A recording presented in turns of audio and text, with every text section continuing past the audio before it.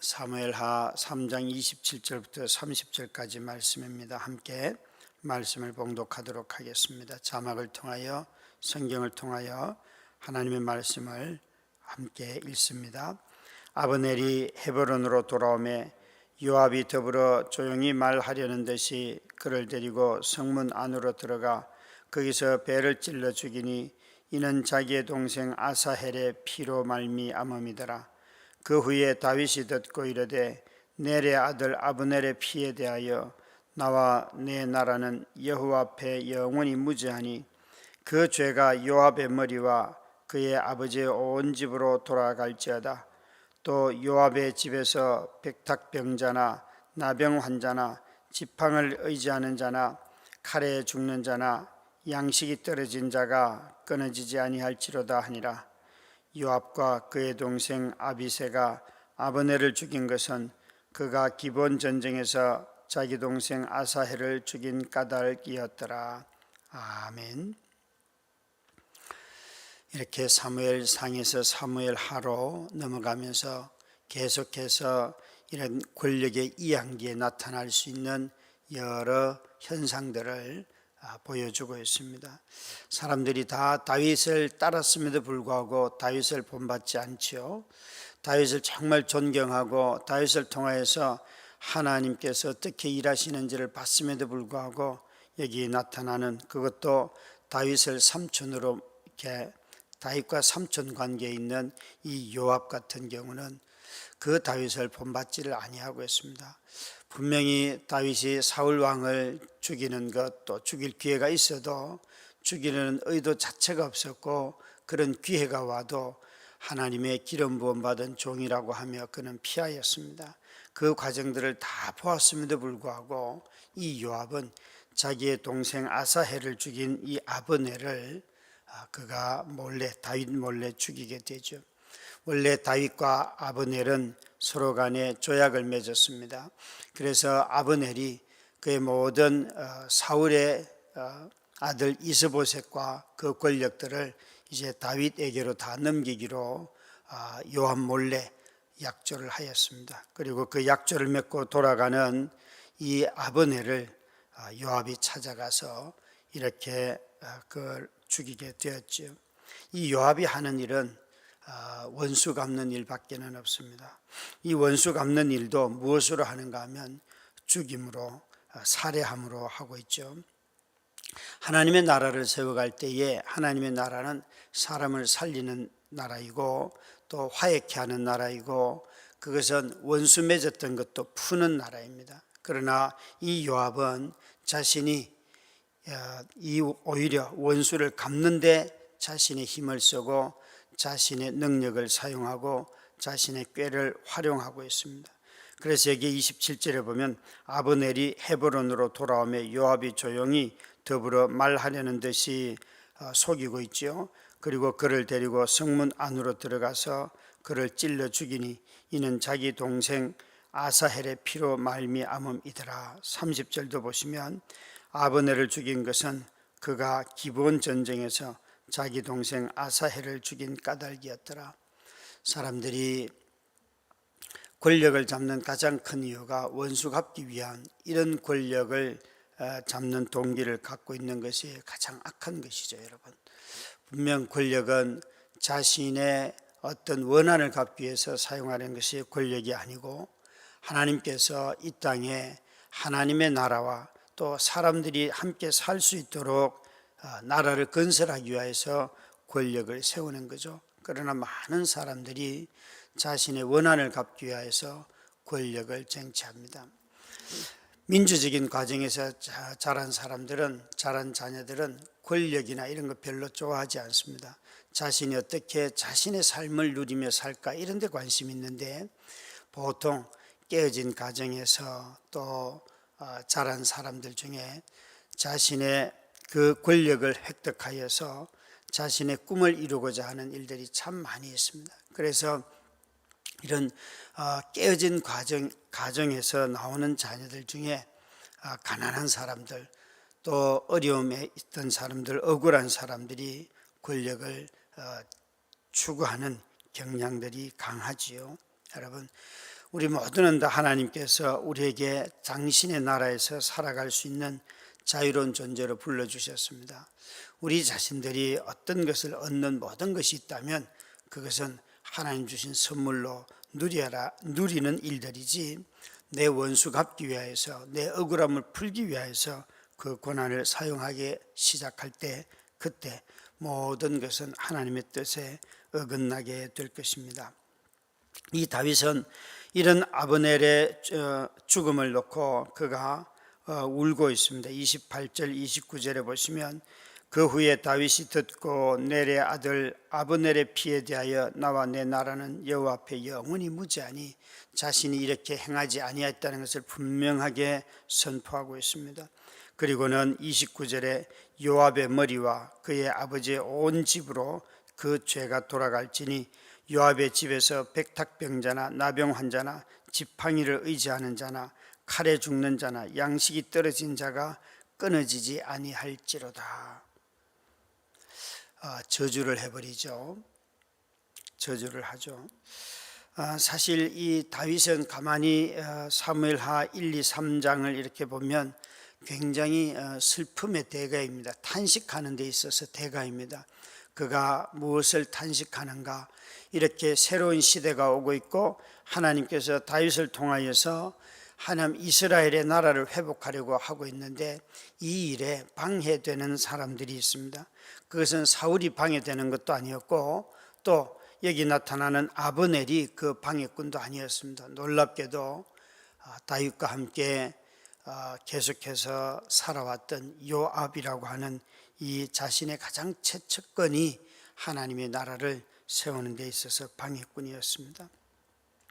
요압은 원수를 맺고 원한을 갚는 것에 있어서 대가였다면 다윗은 사람의 죽음에 대해서 안타까워하고 또 용사들이 죽는 것에 대해서 그는 안타까워하고 이런 사람들을 쓰지 못하는 것에 대해서 안타까워하며 하나님의 나라를 먼저 생각하고 자신의 부르심 앞에서 자신이 겪은 모든 일들에 원한 갚을 만한 충분한 일이 있음에도 불구하고 그것을 원한으로 갚지 아니하였습니다. 그런데 자신을 따랐던 요압이 이렇게 어긋난 또 자신의 원한을 갚는데 권력을 용기를 용사로서 힘을 쓰자마자 그는 이렇게 저주를 하지요.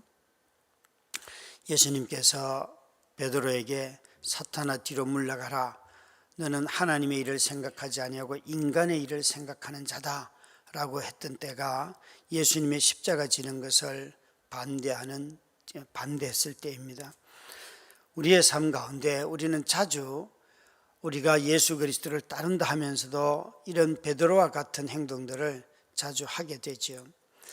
자신의 욕구가 채워지지 않을 때에 남을 원망하고 비난하고 그래서 하나님 앞에서 부름받은 그 내용들을 까마득히 잊어버리고 인간적으로 반응합니다. 여러분, 정말 우리에게 있어서 이 다윗처럼 그가 깊은 탄식 가운데 하나님의 나라의 제국을 하나님이 세우고자 하는 제국에 반대하는 자에 향하여서 다윗은 아주 과감하게 저주하죠. 여러분, 다윗이 사울 왕을 저주하는 거 본 적이 있습니까? 없습니다. 그는 사울이 그렇게 괴롭힐 때에도 그는 사울을 저주한 적이 없습니다. 그런데 이 자기와 함께 지금 나라를 세우려고 나왔던 이 요압이 하나님의 뜻에 어긋난 행동을 할 때에 다윗은 그 요압에 대하여서 저주하고 있습니다. 그는 탄식의 기도이면서 동시에 죽은 자에 대해서는 탄식하며 안타까워하지만 악을 행하는 자에 대해서는 이렇게 저주하며 그를 기도하고 있습니다. 우리가 언제나 자주 이런 말들을 많이 하잖아요. 우리는 하나님의 나라를 세우는 자입니다. 하나님의 부르심을 입은 자입니다 라고 말하는데 저와 여러분이 매일매일 삶을 살아가며 나는 이 제국에 합당한 삶을, 백성으로서의 삶을 살아가는가, 우리는 겸손히 자신의 삶을 돌아봐야 합니다. 저는 가끔 이렇게 전국에 다니면서 설교를 하고 어젯밤에도 충주에 가서 설교를 하고 왔습니다. 충일교회라고, 충주에서 제일 큰 교회라 그러더라고요.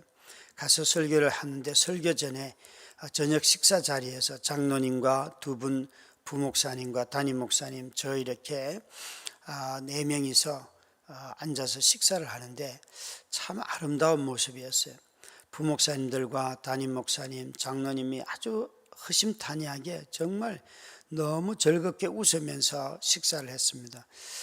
제가 이런 걸 이상하게 여기는 게 이상하죠. 되려 보통 교회가 그런 게 정상이잖아요. 그러나 다녀보면 굉장히 놀랍게도 그렇게 가까이 모시는 사람들 사이에 친밀한 교제들이 없는지 늘 굳어 있고, 말하는 사람은 딱 담임 목사님 한 사람은 딱 말을 하고, 담임 목사님이 숟가락을 들어야지 숟가락을 들고, 이런 것들이 딱 정해져 있는 규칙 내지는 그 엄격함들이 있어요. 친밀함이 전혀 느껴지지 않아요. 그러니까 식탁의 자리가 잔치의 자리가 아니고, 이 강사로서 가서 그런 교회 가면 불편하기 짝이 없어요. 이거 도대체 밥을 먹어야 되는지 말아야 되는지 말도 잘 하기가 어려워요. 그런데 어제 갔던 그 교회는 서로 간에 허물 없이 막 이런 이야기 저런 이야기 너무 잘하고요. 그러니까 설교 전에 마음이 이렇게 식탁 하나의 식탁을 통해서 마치 잔치가 되듯이 풀어지니까요. 올라가서 설교하는데 더 은혜를 제가 받아가지고 막 설교를 하는 거예요. 참 저는 너무 은혜를 많이 받고 왔어요. 우리가 가만히 하나님의 나라를 이룬다고 할 때 그것은 말에 있는 것이 아니라 그 하나님의 나라와 의와 기쁨, 이것이 하나님의 나라, 하나님의 특징이지 않습니까? 이것들이 나타날 때 그것은 그 나라가 이루어져 가는 것입니다. 오늘도 저와 여러분은 이런 제국 안에서 살아가는 것입니다. 우리는 분명 이 땅에도 속해 있지만 여기서 겪는 왜 어려움이 없겠습니까? 왜 아픔이 없겠습니까? 왜 고통이 없겠습니까? 그러나 그 모든 것 속에서 주님께서 이루어 가시는 이 나라의 백성으로, 일꾼으로 우리를 불러주셨는데, 우리가 해야 할 일은 원한 맺는 것보다는 화해하는 일이고, 또 남을 죽이고 비난하는 것보다는 살리고, 내게 해를 끼치는 자가 있더라도 축복하는 것, 그것이 바로 우리가 해야 할 일들이지요.